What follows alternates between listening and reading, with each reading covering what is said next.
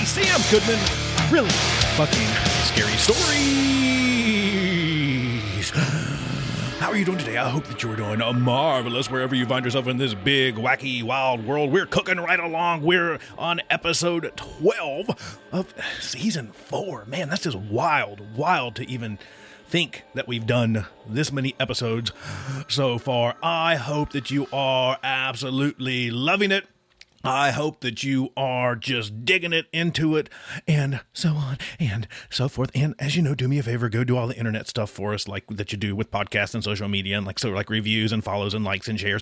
And let's just jump into today's story about the werewolves.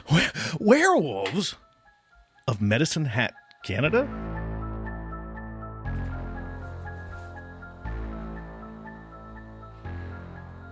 Ahhhooo, Werewolves of Medicine Hat, Canada. In April 2006, in Medicine Hat, Canada, everyone in Jasmine Richardson's family was killed except her.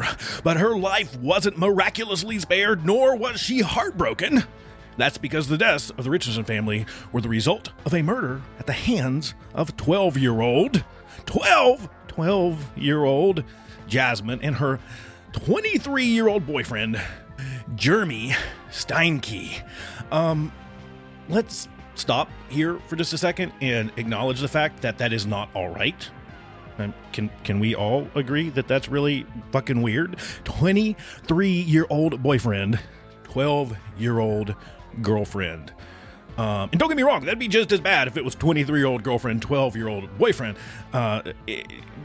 However you slice that, that's really fucking scary. That's fucked up. The horrifying killings shocked this community, this small community of 60,000 persons, but it shook the entire nation of Canada. Charged with 3 counts of first-degree murder, Jasmine Richardson was the youngest person convicted of multiple counts of murder in Canada's history. In 2016, she was set free, and we'll get to that point. But why did this 12-year-old girl carry out these unthinkable crimes? And then furthermore,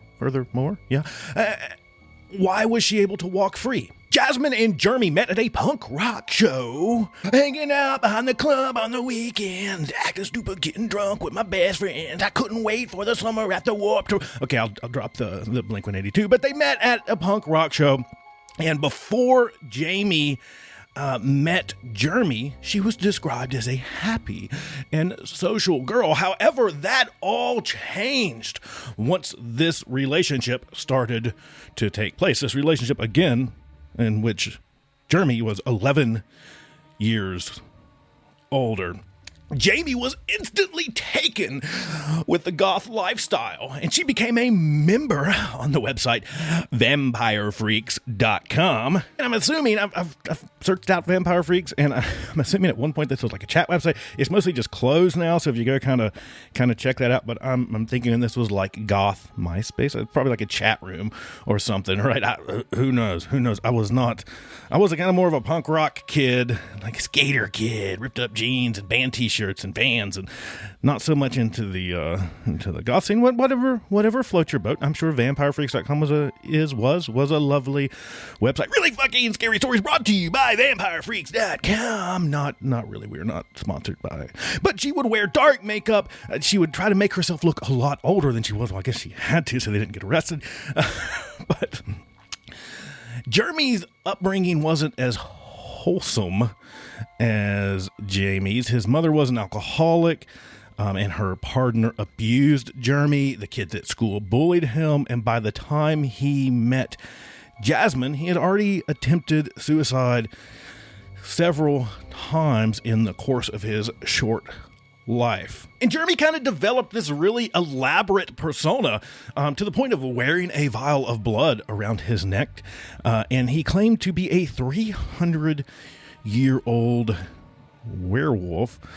When Jasmine's parents found out about the relationship, they kind of did what any normal sane parents would do. I think they just flat out prohibited her from seeing him, right? So, I mean, that's what you kind of do. That's what you're supposed to do when you find out that your 12-year-old daughter is dating a 23-year-old man. You're supposed to make it stop. But that's where the story takes the turn. This is the turn, because what's one of the biggest motives for murder? Love. They were in love. This 12-year-old and the 23-year-old were in love.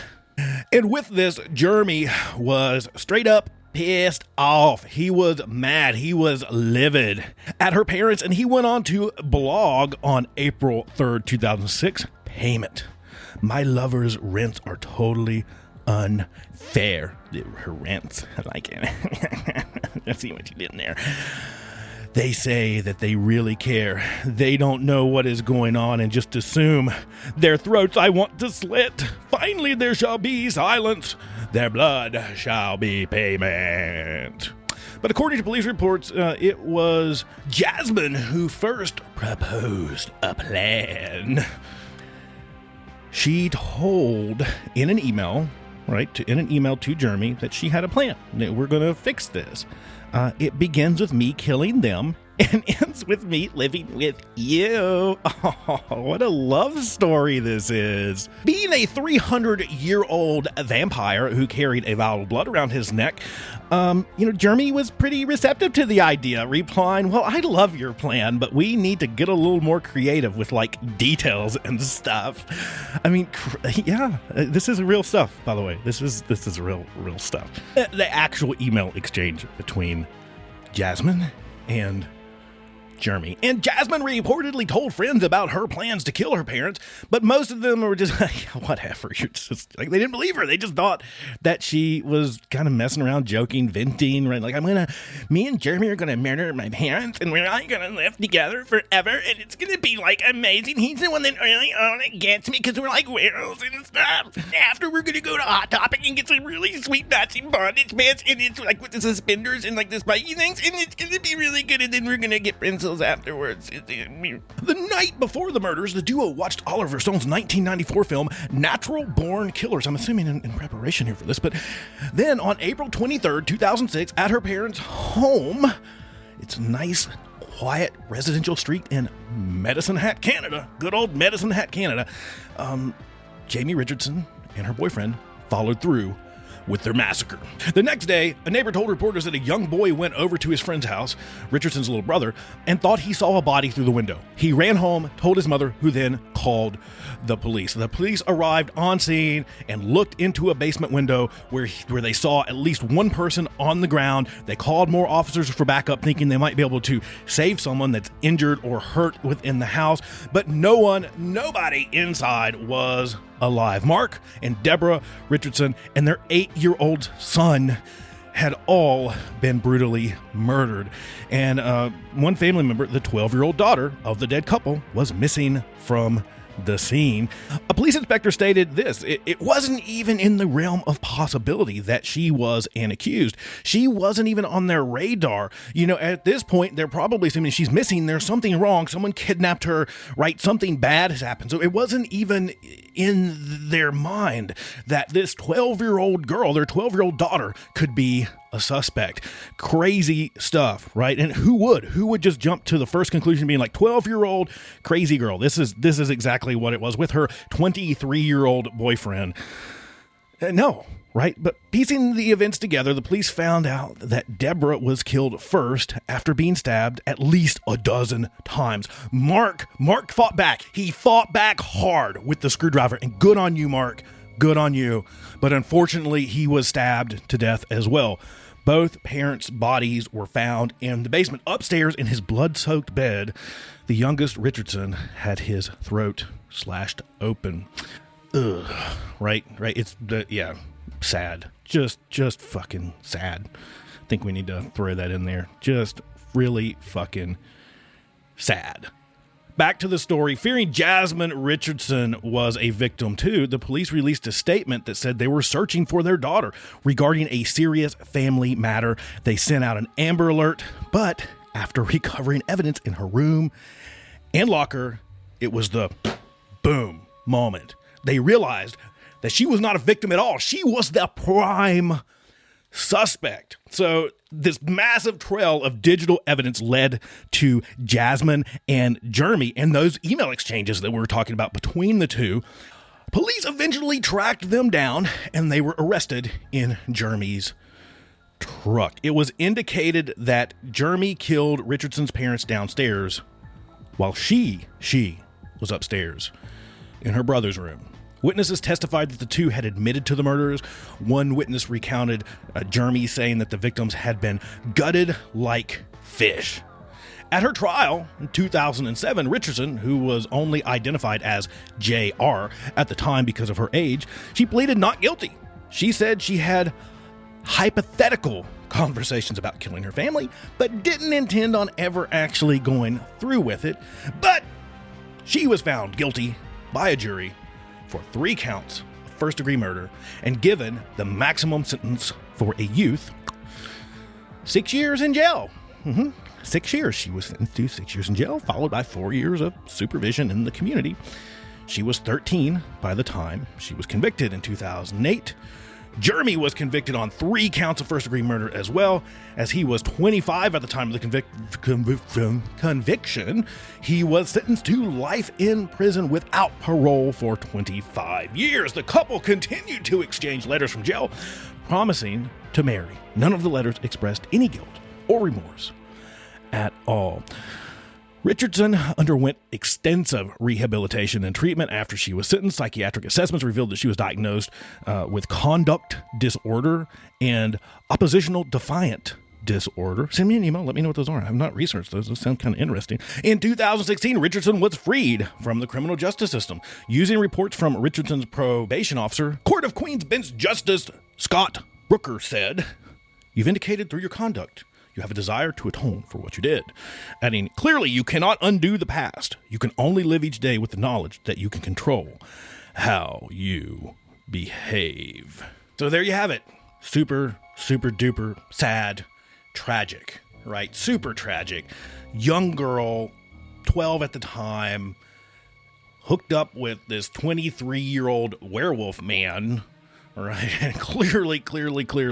And I'm not trying to remove any of her responsibility, culpability in this matter, but clearly led astray down the wrong path, planning this stuff. Oh, back to those emails, right? Back to those fucking emails. It begins with me killing them and ends with me living with you, babe. Fucking what? Right? Gutted them like fish. And even to Jeremy's response to that last email, "It begins me and living with you. Hey babe, yeah, well I love your plan, but we need to get a little more creative with the deets and stuff, because it's like murder and we gotta be really on point. We gotta be on the ball with this one. And we can go be werewolves." It's just sad. It's sad. That poor kid, her brother, she fucking murdered her brother. And I mean, who knows what really took place in the house, right? But sounds like she was the one that murdered her brother. Sounds like her 23-year-old man-child werewolf boyfriend stabbed her parents to death and, quote, gutted them like fish. That's always super fucking scary. But your own child planning your murder so they can go be with the 23-year-old man-child werewolf that they're in love with, who wears vials of reported human blood around their neck, and then following through with it. That's a really fucking scary story. Have you had a really fucking scary experience? Have you seen a ghost? Have you been on a macabre adventure? Would you like to share it on air? Would you like for us to tell that story? Or you just have something horrid that you would like for us to talk about? Send us an email at rfsspod. That's rfsspod@gmail.com. Make sure that you subscribe. New episodes come out every single Friday. We look forward to continuing this creepy, crawly, morbid, macabre, and grotesque adventure with you, the listener. We love you, and we will see you soon.